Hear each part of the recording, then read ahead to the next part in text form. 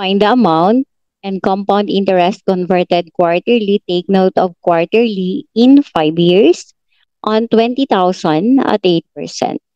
Our formula, we have A is equal to P times 1 plus R over N raised to N times T. So our principal, we have 20,000 times 1 plus R, where R is the interest rate in decimal. So we have 8%. Move two places to the left, we have 0.08. So, i-move lang po natin yung decimal point natin dito dahil 8%. 1, 2, magiging 0.08 po in decimal form. At ang ating N naman po ay number of times interest is compounded per year.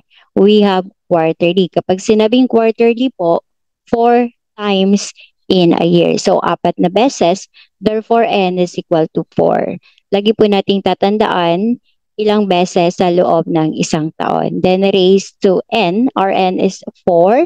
At ano po yung binigay na time? Ilang years po? 5 years. Tatandaan, dapat ang ating time must be in years. So, kung ang binigay po ay in months, i-convert po natin yon in years. Then, just press equal sign. The answer is 29,718.95, which is letter B.